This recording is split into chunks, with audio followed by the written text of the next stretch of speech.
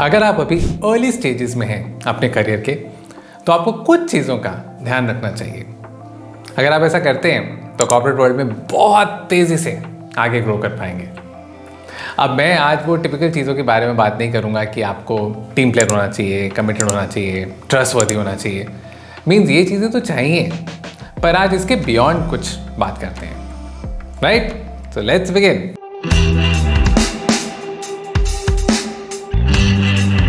तो पहली चीज़ जो मैं आपको रिमाइंड करना चाहता हूँ वो है आपका cell phone etiquettes. I mean, you just started off in your career, and I am sure you already bogged down with hundreds of emails, thousands of text messages every single day. लेकिन ये cell phone etiquette ना, ये बहुत important है अभी आपके role के लिए। तो सेल फोन एटिकेट, इसका मतलब क्या है? अब आप किसी भी मीटिंग में हैं, अब आई एम श्योर क्योंकि अभी आप अपने अर्ली स्टेजेस में हैं करियर के, तो ज़्यादा लोग उस मीटिंग में आपके सीनियर्स होंगे। तो अब वो जब भी आपसे बात कर रहे हैं तो वो एक्सपेक्ट कर रहे हैं कि आप पूरी तरह फोकस्ड हैं, आप पूरी तरह उनकी बात सुन रहे हैं। तो मैं बताऊं, सबसे इजी तरीका, अपना फ़ोन ना उसको साइलेंट करके उसको उल्टा करके टेबल पे रखिए। I mean that's the best way to not get distracted. क्योंकि अगर उसको आपने साइलेंट नहीं किया उस समय, तो कोई ना कोई मैसेजेस पॉपअप करते रहेंगे। या अगर आप कोई एक्सपेक्ट कर रहे हैं, कोई बहुत अर्जेंट कॉल एक्सपेक्ट कर रहे हैं, तो मैं इतना ही कह सकता हूँ, उसका डेटा ऑफ करके रखिए। Otherwise those notifications will keep disturbing you and there will be a lack of concentration which will not go down well with your seniors. It's very important. और जब मैं सेलफोन एटिकेट की बात करता हूँ, in fact मैंने इसका एक लाइव एग्जाम्पल देखा अपने एक सीनियर HR पर्सन में, जब मैं टाटाज में काम करता था। और अमेजिंग एग्जाम्पल, वो मेरे से बहुत सीनियर थे, couple of level senior to me. और जब भी मैंने उनसे बात की, सिर्फ मैं अपनी बात नहीं कर रहा हूँ, उनके पास जब भी कोई जाता था बात करने के लिए, तो वो एग्जैक्टली यही करते थे। He used to put the phone upside down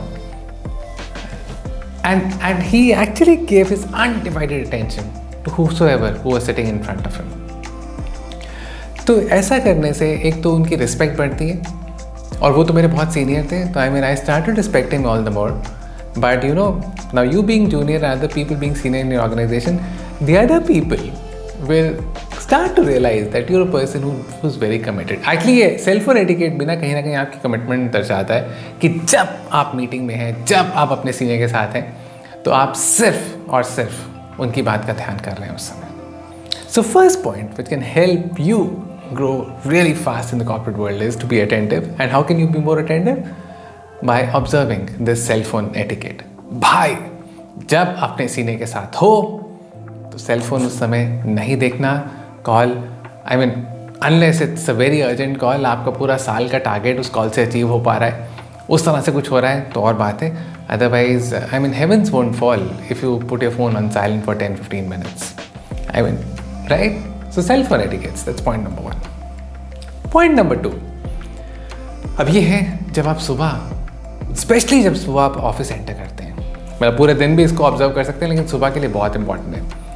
मैं आज जब भी अपना पुराना टाइम याद करता हूँ, सुबह जब लोग, स्पेशली ऑन मंडे मॉर्निंग, जब सुबह ऑफिस लोग एंटर कर रहे होते हैं, तो ऐसे होता है कि पता नहीं कितनी ज़्यादा प्रॉब्लम्स कई लोग सुबह लेके ऑफिस से आ रहे हैं। मतलब लोगों के चेहरे उतरे होते हैं कई लोगों के, तो कई लोग गुस्से में भी आ रहे होते हैं। I am sure they carrying a lot of pressures over the weekend, और उस तरह से ऑफिस आ रहे हैं। बट आप अभी जिस स्टेज पर हैं ना, सबको स्माइल करके ग्रीट कीजिए। गुड मॉर्निंग, नमस्कार, जैसे भी आप लोगों को विश करते हैं, या you know, it helps relieve some stress of the other person as well. तो जो भी आदमी को जो आप ग्रीट करेंगे, आपका स्माइलिंग फेस देखकर वो आदमी भी थोड़ा सा रिलैक्स फील करेगा। अब आप सोच रहे होंगे कि स्माइल करने से कॉर्पोरेट वर्ल्ड में राइज करने का क्या मतलब है। आपको पता है, धीरे धीरे जैसे आप राइज करते हैं, so there is one more ability which is seen in a person is how does that person handle pressures. और आपका स्माइलिंग फेस का मतलब है, अभी तो ऑब्वियसली क्योंकि आप अभी अर्ली स्टेजेस में हैं लाइफ के, तो अभी इतने प्रेशर्स नहीं है लाइफ में, लेकिन जैसे से अगर आप उसको कायम रख पाते हैं, तो एक आपकी वो आदत बन जाती है, वो स्माइल करने की एक आदत बन जाती है। तो धीरे धीरे आप प्रेशर्स को और इफेक्टिवली हैंडल कर पाएंगे। So smile more often, you will get noticed, and this will definitely help you to be in the good books of your CTS. Next point ये है लंच ब्रेक को लेकर। अब लंच ब्रेक में ना typically क्या होता है, कई बार लोग जो काम ज़्यादा करते हैं उनको लगता है बस फटाफट कहीं भी बैठ के खाना खाया, मतलब खाना खाता भी तो करना है और वापस काम पे जाना है। लेकिन लंच ब्रेक ना उसके लिए नहीं होती है। लंच ब्रेक में बहुत दोस्तियाँ बनती हैं, दोस्तियाँ बनाई जाती हैं। अब मुझे अपना टाइम याद आता है जब मैंने करियर स्टार्ट भी किया था, जब मैं सेल्स में था। तो अब हर रोज़ तो लंच, देखो एक सेल्स पर्सन को हर रोज़ इतना सौभाग्यशाली नहीं होता कि वो हर रोज़ लंच अपना ऑफिस में बैठ के कर सके, लेकिन जब भी अपॉर्चुनिटी मिल पाती थी, किसी दिन अगर उस टाइम कॉल नहीं है और ऑफिस में ही है, तो ऐसा नहीं था कि मैं सिर्फ सेल्स के लोगों के साथ बैठ के ही खाना खाता था। मेरा तब एंडेवर रहता था कि तब मैं कोई जो सर्विस डिलीवरी का है, कस्टमर सर्विस का है, क्या उस टीम के साथ बैठ के खाना खा सकता हूँ। या जब जैसे मैंने आगे जाके जब ऑर्गेनाइजेशन चेंज की, अगर मैं उस समय प्रोडक्ट मार्केटिंग में था तो मैं कई बार फिनेंस के लोगों के साथ बैठ के खाना खाता था, कई बार नेटवर्क प्लानिंग में लोगों के साथ बैठ के खाना खाता था। So your lunch time is a time where you make new friends, where you cement those relationships. आप जिस भी ऑर्गेनाइजेशन में हैं, अगर वहाँ पे आप लंबा आगे जाना चाहते हैं तो जो लोगों के साथ बॉन्डिंग बनती है, वो ये लंच टाइम एक बहुत बड़ा रोल प्ले करता है। So are you only confined to your vertical, or are you considering this as an opportunity to actually know more people in the cross-functional teams, get along well with them? तो खाने का time दोस्त सिर्फ भूख मिटाने का time नहीं है, खाने का टाइम नहीं, दोस्ती बनाने का time. So utilise your lunch time. Next point, अब ये है कुछ ना मीटिंग्स को लेकर। अब आप अभी जिस स्टेज में हैं अपने करियर के, आपको ना बहुत सारी मीटिंग्स में बुलाया जाएगा। ऑब्वियसली कुछ आपके वेल विशर्स होंगे जो चाहेंगे कि आप ज़्यादा सीख पाएँ उन मीटिंग से, और लेकिन आपको बहुत ऐसे लोग होंगे जो आपको कुछ काम डेलीगेट करना चाहेंगे, तो नेट आपको बहुत सी मीटिंग्स में बुलाया जाएगा। अब इसमें क्या होता है, कई ऑर्गेनाइजेशंस में ना, अब डिपेंडिंग ऑन द ऑर्गेनाइजेशन, कई बार वो कल्चर होता है कि अगर मीटिंग लेट्स से मीटिंग 10:30 की है तो मीटिंग 11:45 बजे तक शुरू नहीं होगी। किसी ऑर्गेनाइजेशन में हो सकता है। तो ये वैसे ही हुआ जैसे मॉर्निंग में ऑफिस का एक फ्लेक्सी टाइम होता है। जैसे हमारा कई बार होता था कि 9:30 का ऑफिस टाइम है, तो हमें 15 मिनट की फ्लेक्सिबिलिटी होती थी। तो उसमें कुछ लोग क्या करते थे, वो 15 मिनट का क्लॉक सेट हो जाता था, वो लोग आते ही ऑफिस में 9:45 तक थे। लेकिन ऐसा नहीं करना है आपको, क्योंकि कुछ लोग हैं जो पंक्चुअल हैं। तो इसी तरह से जब आपकी जो भी मीटिंग है, चाहे आपको पता है 100% पता है कि वो मीटिंग 10:30 की है, लेकिन वो 10:45 से पहले शुरू नहीं होगी, you be the one who's there for that meeting at 10:30। जब मैं आपको ये बोल रहा हूँ तो मुझे याद आता है मैंने एक ऑथर को पढ़ा था जिनका नाम है चंद्रमौली वेंकटेशन, और उन्होंने अपनी किताब में इसको बहुत खूबसूरती से इसको एक्सप्लेन किया है। He calls this principle as pristine honesty. So he says even if everybody is doing something wrong, when I say doing something wrong, I mean if the meeting was scheduled at 10:30 and if everybody is slated to come by 10:45, I mean you be there at 10:30, and that's something known as pristine honesty. इसमें क्या होगा, again धीरे धीरे लोग realise करना शुरू करेंगे कि जब भी मीटिंग शुरू होती है, गारंटी है कि एक आदमी उस मीटिंग में ज़रूर पहले से बैठा होगा, और वो आदमी है आप। आपको पता है ये कॉर्पोरेट वर्ल्ड में ना, ये छोटी छोटी चीज़ें कहीं ना कहीं लोग रजिस्टर करना शुरू करते हैं, and that's how they start forming perceptions about you. और इससे लोगों को पता चलेगा कि जो भी हो जाए, एक आदमी हमेशा पंक्चुअल रहता है।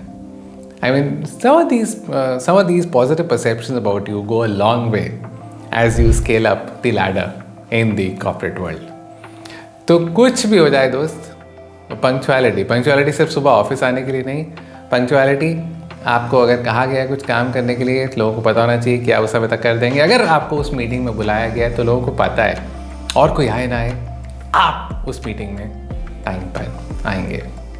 तो आप उस मीटिंग में आ तो गए। तो उसका एक जो नेक्स्ट पॉइंट मैं आपसे बात करना चाहता हूँ, अब कई बार आपको कहा जाएगा तैयारी करके आनी है उस मीटिंग के लिए। अब उसमें ना एक तरीका होता है कि आप एक लंबा सा पावरपॉइंट बनाकर आ जाएं उस मीटिंग के लिए। अब again depending on what the culture is in your organisation. मैंने बीच में एक ऐसी कंपनी में काम किया जहाँ पर हमारे CEO कहते थे कि जब भी हम कोई भी मीटिंग के लिए आएंगे, कुछ भी हमें कहा गया प्रिपेयर करके आने के लिए, कोई हम फैंसी पावर पॉइंट्स नहीं बना के आएंगे। वो कहते थे कि हम जो भी पॉइंट्स हैं वो सिंपल एक वर्ड फाइल में या हैंड रिटन पॉइंट्स हम लेकर आएंगे और उसी पे हम डिस्कस करेंगे. So depending on what really is the requirement, what really is the ask from your seniors. But अगर आप पावर पॉइंट बना भी रहे हैं तो आपको मैं सिर्फ ये कहूँगा उसको अननेसेसरी उसमें फैंसी सेंटेंसेस और ऐसा कुछ लिख के उसको अननेसेसरी नंबर ऑफ स्लाइड्स पर इंक्रीज़ कीजिए. आपको जब भी कुछ प्रेजेंट करना है, be short and crisp. Nobody would mind you being short and crisp, but many people may consider this as a wastage of time if you really are going all over the place. So be crisp, be to the point.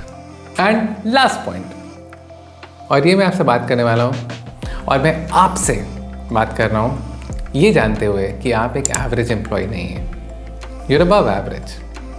तो मैं जो आपसे last बात करने वाला हूँ ये है, you need to work more than 40 hours a week. अभी सुनते ही मैं कोई कंट्रोवर्शियल स्टेटमेंट नहीं दे रहा हूँ. आपको याद होगा कुछ महीने पहले एक हमारे आईटी इंडस्ट्री के बहुत सीनियर इंसान ने कुछ इस तरह लोगों को अपील की थी. उन्होंने एक्चुअली यंगस्टर्स को कहा था दे शुड बी वर्किंग मोर. अब मैं वो क्या टाइम फ्रेम है वो आपसे कोई फिक्स नहीं करना चाह रहा, बट मैं आपसे बात कर रहा हूँ because you not just an average employee, you need to be working more than 40 hours a week. अब मैं ऐसे क्यों बोल रहा हूँ? आपको याद है स्कूल टाइम? ऑब्वियसली आपने स्कूल में 10-12 साल जितने भी निकाले तो स्कूल में 2-3 तरह के लोग होते थे. एक जितना काम कहा जाता था उतना ही बस करते थे, बट कुछ लोग होते थे the outstanding students who always did more than what was desired और than what was expected of them. वो कुछ एक्स्ट्रा बुक्स भी पढ़ते थे. ये नहीं है कि जो सिर्फ जो प्रिस्क्राइब टेक्स्ट बुक्स है वहाँ तक पढ़ते थे, कुछ एक्स्ट्रा भी पढ़ते थे, कुछ एक्स्ट्रा प्रॉब्लम्स सॉल्व करते थे और अगले दिन की अगर उनको पता होता था क्लास में क्या क्या पढ़ना है तो उसकी तैयारी भी कई बार कुछ स्टूडेंट्स करके आते थे. मुझे अपनी क्लास में ऐसे 2-3 स्टूडेंट्स याद हैं जो इस तरह के इन पैरामीटर्स पर थे. अब मैं ये नहीं कह रहा कि बाकी स्टूडेंट्स गलत थे. तो आपकी एज में आपको अगर क्यूरियोसिटी है, अगर आपकी एज में आप चाहते हैं कि आप और चीज़ों के बारे में समझ पाएँ, तो आपको कहीं ना कहीं थोड़ा सा स्ट्रेच करना पड़ेगा.